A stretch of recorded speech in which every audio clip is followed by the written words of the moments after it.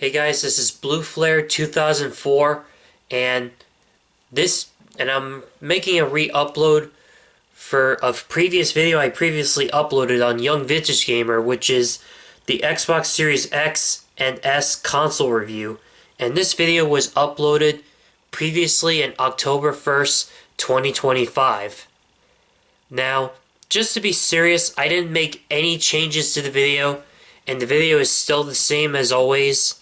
But hopefully you enjoy this video and yeah, um, enjoy the video.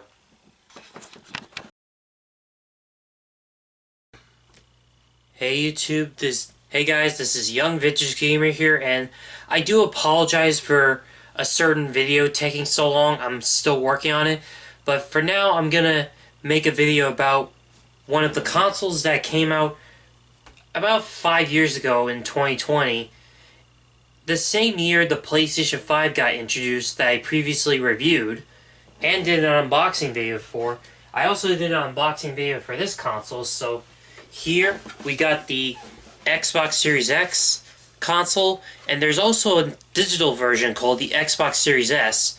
Now, I'm just showing you a photograph of this one, because I don't have the Xbox Series S, and I'm not going to buy it, because reasons that I'll explain along the video the reasons why I'm not owning the Xbox Series S and why I only have this over the Xbox Series S. So let's check out what this console has to offer and dive into this console in a nutshell, and then show off what this console has to offer. The Xbox Series X truly begins with the Xbox One selling over 58 million units worldwide, and then the console line officially ceased in late 2020.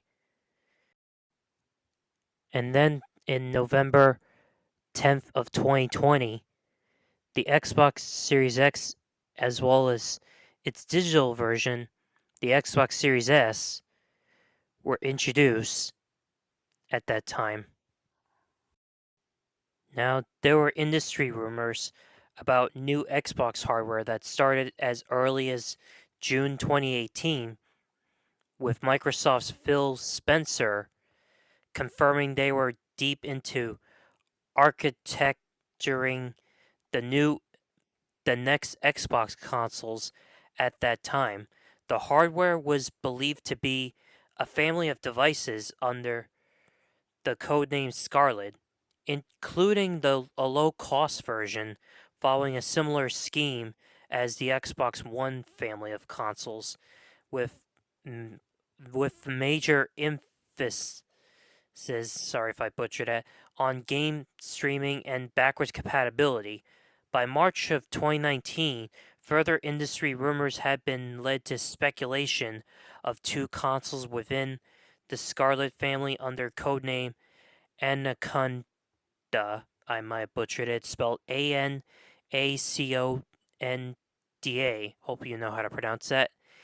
And the low-cost Lockhart version. Microsoft confirmed Project Scarlet at its E3 2019 press conference. Microsoft said wanted a soft transition from Xbox One to Scarlet, with Scarlet supporting backward compatibility with all games and most hardware supported on the Xbox One. During a presentation at the Game Awards 2019, Microsoft officially revealed the design of Scarlet and its branding, Xbox Series X, as well as a late 2020 release date. After the event, a Microsoft spokesperson said Xbox Series X was a fourth generation of Xbox hardware, which will be branded simply Xbox with no subtitle.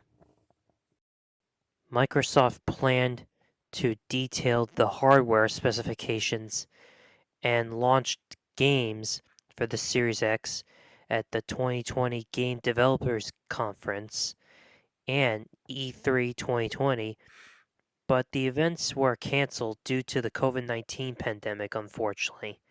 Microsoft scheduled online presentations over the same days, March 2020, while the company planned to reschedule its E3 presentations. Detailed specifications were presented by Microsoft Digital Foundry and Austin Evans of Overclocked Media on March 16, 2020. In May and running until launch, Microsoft planned to have more digital events around the Xbox Series X and its games as part of an Xbox 20/20 series. This includes an Xbox Games Showcase on July 23rd, 2020, featuring games principally from its first-party Xbox game studio. So enough about the history. Let's take a look at my Xbox Series X that I happen to own. Now the form factor of this console is rectangularly shaped and more thicker than the Xbox One X. It's got the same, as you can see, it's got the same power button as the Xbox One X and the Xbox One S. I guess they recycle the same button. It's got the disc eject button, the disc slot to insert discs. I like the green fade on the vent where the fan is, because it gives off that green look that really gives it that Microsoft Xbox feel to it. It makes an Xbox seem, well, more like an Xbox. As you can see, there's a giant fan on top. You can also lay the console flat with these rubber feet in a horizontal position like this, which I highly recommend so dust doesn't go into the fan, but that's optional. You can actually stand it vertically just like the display or photographs with this stand that is internally built onto the console and stand it up like this, like so. Now the Xbox One S is a different deal entirely. The shape is almost the same, and it's almost like the mixture of the Xbox One X and the Xbox One S. Now, I don't have the console, but I'm showing you a photograph with some clever editing. Here's what the console looks like, and as you can see on the photograph. So, I'm not going to go through all that trouble to buy an Xbox Series S, because it's the same thing as this, just with no disk drive. So much like Sony, Microsoft released two of the same consoles, basically. One with the disk drive and backwards compatibility with all three previous Xbox consoles, and one without a disk drive and less backwards compatibility with previous Xbox consoles. But you can only download the games digitally on the Xbox Series S. On the back of the console, it's got two USB ports. Let me zoom in. On the back, it's got an LAN port, two USB ports, a console lock to unlock the console, vents right here, HDMI port, a storage expansion port, and a power supply port. Now, the power supply does actually mimic the Xbox One X's power supply cord. The cord is identical to the Xbox One X, apparently. Now, I don't know why. I guess Microsoft recycled it as a cost-cutting efficiency, probably to keep the price of the console low. You can clearly see the internals of this console from within. Oh, and I forgot to mention there's one USB port and a controller sync button, but I mostly sync Xbox controllers via the back of the controller with its Type-C connector and plug it into and then plug the controller into its USB port right there. So here's the controller that it comes with. It's no different than the previous Xbox One controller. The only difference is that it has this button. I don't know what that does. Let me know in the comments what this button does. Now, the only difference is, and a big noticeable difference is that the controller looks different. It doesn't have that indent or whatever it is, like the first Xbox One controller has. It's got a circular D-pad, which doesn't feel like an analog stick, but does feel like a traditional D-pad. The controller is more comfortable to hold than the Xbox, and much like the previous Xbox One controller, this controller is definitely better than the Xbox 360 controller, where the battery compartment's in the center, but it's more tucked in. It's got a headphone jack. I don't know what that does, but I think it hooks up a headphone gear. I don't have it. Unfortunately, it broke. It's got analog sticks, A, B, X, Y, menu button, share button, 2 trigger buttons, 2 bumper buttons, sync button, and this controller uses 2 AA batteries, but that's optional. You can actually use a rechargeable battery and plug it into a rechargeable station, or do the same thing as me, buy rechargeable AA batteries on Amazon, which is what I'm going to do in the future. Yeah. Now, I'll give you some examples of what kind of games I have for this system, and also mention what games are backwards compatible with the Xbox Series X. Now, I got games like Call of Duty Black Ops 6. Now, I haven't played this one yet, so don't get mad at me. It works on both Xbox One and Series X. I don't have any Series X exclusives, unfortunately. Elden Ring, same thing. But this console is also backwards compatible with Xbox 360 games, but not all of them, such as Call of Duty Modern Warfare 3 or Black Ops 2. I don't have the game with me right now, but yeah, it's backwards compatible with both of these games. And it's even backwards compatible with original Xbox games, such as Fusion Frenzy, which is Microsoft's take on Mario Party. Now, if you really want to know the size difference, I'll show you an image that I found on the internet that'll show you the size comparison between the two consoles. So you guys will get the idea about the differences between the two consoles. So the difference in sizes between the Xbox Series X and the Xbox Series S, the Xbox Series X is 15.1 centimeters by 15.1 centimeters by 30.1 centimeters, and the Xbox Series S is nearly 60% smaller than the Series X, and the Xbox Series X supports up to 8K, whereas the Xbox Series S only supports up to 1440p with 4K upscaling. And obviously, the Series X has a disk drive that supports 4K UHD Blu-ray drive, whereas the Series S doesn't have one. The Xbox Series X has more memory than the Xbox Series S, which is 1 terabyte of memory and capacity of SSD, but the Xbox Series S only has 512 gigabytes of SSD. And the prices on the Series S is $300, but the Xbox Series X is $500. And the Xbox Series X has an 8-core AMD Zen 2 CPU at 3.8 gigahertz, 3.6 gigahertz with SMT enabled, whereas the Xbox Series S has the same thing, but with 3.6 gigahertz at 3.4 gigahertz with SMT enabled. And the GPU is an AMD RDNA 2 GPU 50 CUs at 1.825 gigahertz, whereas the Xbox Series S, same thing, just with 20 CUs at 1.565 gigahertz.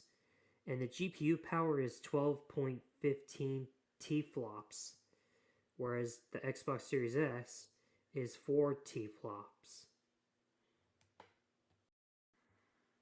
And last but not least, the Xbox Series X has 16 gigabytes in GDDR6 RAM, 10 gigabytes at 560 gigabytes, and 6 gigabytes at 336 GB. Sorry if I mispronounced that. And the Xbox Series S has 10 gigabytes of GDDR6 RAM, 8 gigabytes at 224 GB, 2 gigabytes at 556 GB. Here's the back of the Xbox Series S, and the ports are no different than the Xbox Series X, so you guys kind of get the idea. So in conclusion, what do I think about both my console, the Xbox Series X, and the Xbox Series S? Unfortunately, the Xbox Series S seems to be on the weaker side compared to my Xbox Series X. So I'm not sure if getting the Xbox Series S would be a good decision, even though if you could be the type of person that would prefer to own a console where you can just download games and not own a physical copy of the game, even though that console might have backward compatibility digitally, but not physically. I say this console has more power than the Xbox Series S. The Xbox Series X has more power than the Xbox Series X. Yeah, so sorry Microsoft. You tried to do the same thing as Sony, but I guess it didn't work out. Yeah, if the Xbox Series S had more memory than the Xbox Series X, who knows? The Xbox Series S would have had a more balanced market for the Xbox Series X and the Xbox Series S. So I say the Xbox Series X might be a more reasonable option as far as getting an Xbox console for today, though I heard rumors that from my friend that they're going to release a new Xbox console sooner or later. I don't know when it's going to get released or what the new Xbox console is going to be, but if you guys know what it is, let me know in the comments. But for now, I'm going to tell you that according to my research, the best games to play on the Xbox Series X would be a good reason to play an Xbox Series X or an Xbox Series S would be to play games like Forza Horizon 5, Halo Infinite, Halo Master Chief Collection, Elden Ring,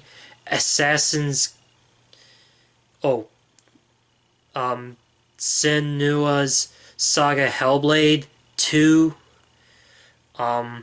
Doom Eternal, or Resident Evil 4, Call of Duty Black Ops 6, one of my favorites, Resident Evil 2, Red Dead Redemption 2, or Destiny 2, or Resident Evil 4, or The Witcher 3 Wild Hunt, or Monster Hunter Wilds, or even EA Sports FC 24 if you're a sports fan, or Gears 5. Those are probably the best games to play. That's not all of them, but there's a bunch more that might be a reasonable reason to play Xbox games on the Xbox Series X. Now, I will mention to you there will be exceptions on the Xbox Series X's backwards compatibility. If it's a light gun game like House of the Dead 3 on the original Xbox, it will definitely not work because you may think, oh, the light guns don't work anymore. Well, the problem is, in order to play light gun games, you need an old school tube TV like this for the light guns to work, or else the light guns for the Xbox or the NES or the PlayStation 2 or numerous consoles that use these things will not work with TVs like this or smart TVs that you happen to own. So, sorry, I don't make those things. That's just the truth. Even the guys at Play and Trade at my local video game store told me otherwise. And not all Xbox games are going to play on this. I even tried playing Family Guy Back to the Multiverse on my Xbox One X, and the console doesn't seem to recognize it, so you have to download the game digitally, unfortunately. But it will definitely play some of the older Call of Duty games on Xbox 360 as well as Xbox One, like Black Ops 3 on Xbox One, Black Ops 2 on Xbox 360, Modern Warfare 3, Black Ops 1, Black Ops 4, Infinite Warfare, Call of Duty Advanced Warfare, Call of Duty Ghosts. Basically every Call of Duty game you could think of that were released in that generation. So yeah, I think Call of Duty would be a reasonable title to play on the Xbox Series X, which is the reason why I play Call of Duty games on Xbox instead of PlayStation now these days. So, because of the backwards compatibility. So anyway, if you enjoyed this video, subscribe for more videos like this, and be sure to smash that like button if you like what you see here. And also comment down below, which version of the Xbox Series do you prefer? Do you prefer the Xbox Series X, or do you prefer the Xbox Series S? And furthermore, what is your favorite Xbox game to play on either one of these consoles that you like playing the most? And don't forget to hit the notification bell and don't forget, if you're a horror fan, check out my other YouTube channel, Donnie a Horror Story 96, for horror content and creepypastas, and I'll also appreciate if you check out my other videos and share both channels and share both videos with everyone you know. This is Young Vintage Gamer here, signing off. Oh, and one more thing I forgot to mention. I'm gonna try to leave a link in the description below that'll take you to Microsoft's website that'll show you which Xbox games are backwards compatible on the Xbox Series X. This is Young Vintage Gaming here, signing off. This concludes the re-upload of the video for the Xbox Series X and S video re-uploaded. And hopefully you enjoyed this video, and if you have, great. Be sure to subscribe for more videos like this, and be sure to smash that like button if you like this video or if you agree with everything I previously said in that video. And also hit the notification bell and share this video and check out my other videos and share both videos and share this channel with everyone you know. This is Blue Flare 2004, signing off.